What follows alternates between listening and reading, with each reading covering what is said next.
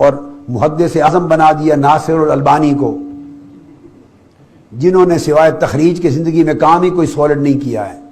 اور ناصر الدین البانی وہ محدث اعظم ہیں کہ جو حدیث انہیں اپنے عقیدے کے خلاف نظر آتی ہے وہی ضعیف بھی ہے، وہی موضوع بھی ہے. بس کل حدیثیں جو ان کے عقیدے کے خلاف ہیں وہ موضوع، وہ ضعیف ہیں. وہ ناصر الالبانی وہ محدث اعظم ہیں. کاش اصل حدیث کی کتابوں کو پڑھا ہوتا، اصل تفاسیر کو پڑھا ہوتا، اصل اسانید اور طرق کو پڑھا ہوتا، اصل کتب کے سمندروں میں غوطہ زنی کی ہوتی، اسماء و رجال اور علم جرح و تعدیل کی کتابیں پڑھی ہوتی، اصل حدیثیں ہی پڑھی ہوتی تو کوئی بات تھی. اردو کی ایک کتاب پڑھ لی اور اس البانی صاحب کو محدث اعظم بنا دیا. اس کی محدث اعظمیت بھی سناتا ہوں آپ کو برسبیل تذکرہ، چونکہ آگے ہم چلیں گے. وہ ناصر کا حوالہ دیا ہے کہ انہوں نے بھی لکھا ہے اس حدیث کو اور صحیح لکھا ہے.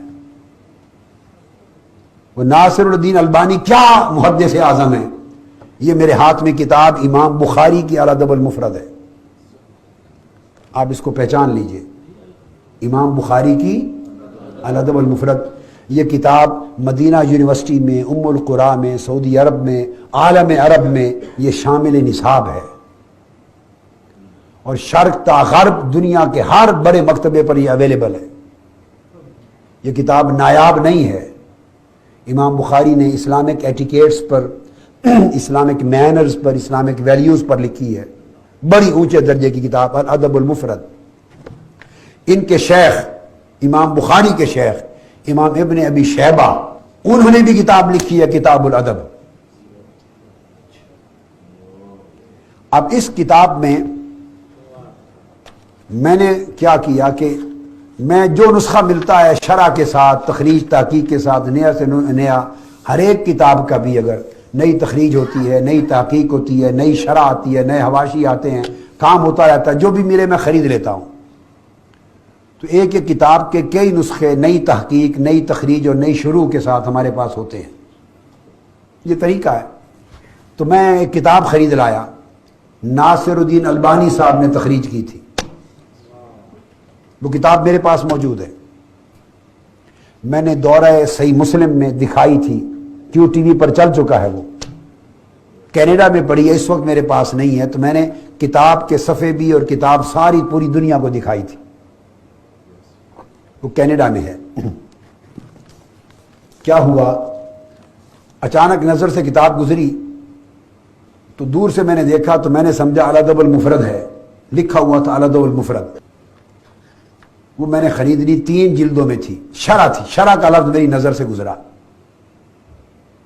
میں نے سمجھا شرح الادب المفرد ہے کہ کسی نے الادب المفرد کی شرح لکھی ہے. چلو نیا کام کیا، محنت کی ہے. کتاب میں نے خرید لی، میرے پاس ہے، 3 جلدوں میں. جب اس کو دیکھا تو اس کی تخریج محدث اعظم انورٹڈ کوماز میں ناصر الدین البانی صاحب کی تخریج تھی. ہر کتاب پر تخریج کر دی ہے انہوں نے.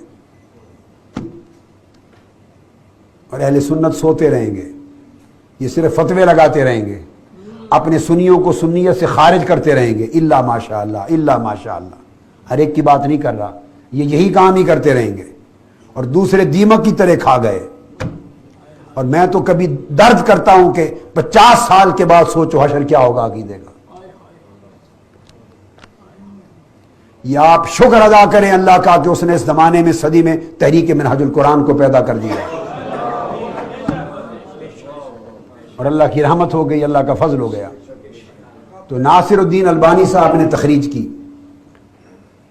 اب یہ کتاب جو امام بخاری کی ہے، اس میں الادب المفرد نے امام بخاری میں اس کتاب کے اندر 1322 احادیث جمع کی ہیں.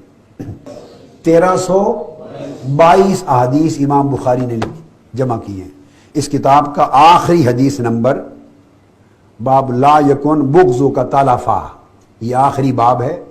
باب نمبر 644 ہے باب نمبر، مگر احادیث 1322 ہے. آخری حدیث کا نمبر 1322 ہے.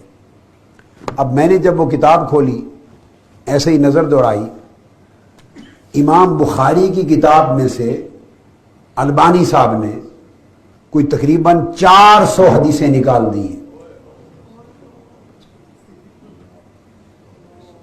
امام بخاری کی کتاب الادب المفرد میں سے تقریباً 400 احادیث نکال دی ہیں۔ اتنا ہی نمبر کم ہو گیا، وہ 800 اور کچھ نمبر بچا۔ میں نے سر پکڑ لیا اپنا، چکرا گیا میرا سر، جو ابھی تک میرے ذہن میں نہیں تھا۔ میرا خیال تھا شرح الادب المفرد ہے کہ امام بخاری کی ادب مفرد کی شرح کمنٹری لکھی ہے۔ جب میں نے دیکھا کہ 400 حدیثیں نکال دی گئیں تو میں نے کہا استغفر اللہ العظیم لا حول ولا قوت الا باللہ العلی العظیم، یہ شرح تو نہیں ہو سکتی، یہ کچھ اور ہوا ہے۔ میں نے غور سے دوبارہ اس کتاب کے ٹائٹل پہ نظر دوڑائی، البانی صاحب کی تھی وہ تخریج، ساتھ شرح ان کے شاگرد نے کسی ساتھی نے لکھی۔ جب غور سے دیکھا تو لکھا ہوا تھا صحیح الادب المفرد، یعنی انہوں نے پہلے الادب المفرد کو صحیح کیا، پہلے غلط تھی۔ امام بخاری کی کریکشن کی،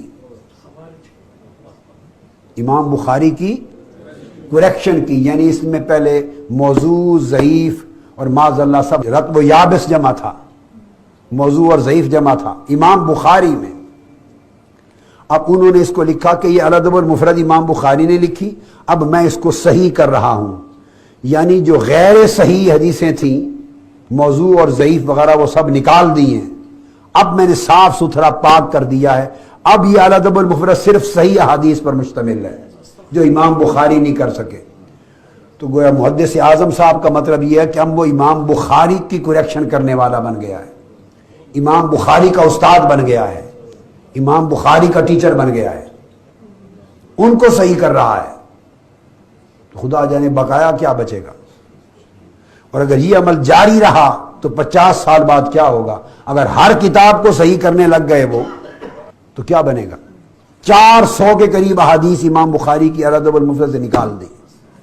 پھر میں نے صرف نمونے کے طور پہ دیکھا، مجھے سمجھ آ گئی کہ کیا کیا نکالا ہوگا۔ جو حدیث ان کے عقیدے کے خلاف ہوگی وہ موضوع ہے، وہ ضعیف، اس کو نکال دیا۔ یہ ہے محدث اعظم، ان کا کام یہ ہے، حدیثوں کی کتابوں کو پڑھنا، جس حدیث کو دیکھا کہ ان کے عقیدے سے میل نہیں کھاتی، ان کے عقیدہ ان کے خلاف ہے، ان کے عقیدے سے جوڑ نہیں ہے، اور جس عقیدے کو وہ رد کرتے ہیں وہ ثابت ہوتا ہے، بس اس کو ضعیف اور موضوع بنا کے نکال دیا، رد کر دیا، اور تخریج کے ذریعے صفحے بھر دیے۔ میں نے بطور نمونہ دیکھا کہ کیا کیا حدیثیں نکالی ہیں، مجھے علم تھا، اندازہ ہو گیا، لیکن میں نے باب کھولا، باب نمبر 444، باب نمبر 444 امام بخاری نے قائم کیا، باب تقبیل الید، ہاتھوں کے چومنے کا باب۔ اب یہ عقیدہ امام بخاری کا ہے، یہ عقیدہ امام بخاری کا ہے، دست بوسی کا باب، ہاتھ چومنے کا باب۔ اس زمانے امام بخاری تو ہاتھ چومتے تھے، اور حضور کی حدیث ہے صحابہ بھی آقا کے ہاتھ چومتے تھے، تابعین تبع تابعین امام بخاری مسلم تک ہاتھ چومتے تھے، اور ہاتھ چومنے کے باب بناتے تھے حدیث کی کتابوں میں۔ اب ہاتھ چومنا بدعت ہو گیا ہے، تو عقیدہ وہ صحیح تھا، یہ آج صحیح ہے۔ تو یہ باب تقبیل الید ہے، اس میں امام بخاری 3 احادیث لائے ہیں صحابہ کرام کی کہ ہم نے آقا علیہ السلام فقبلنا یدہ، ہم نے آقا کے ہاتھ چومے۔ اب یہ اور ائمہ نے بھی لائے یہ حدیثیں، صرف امام بخاری نے نہیں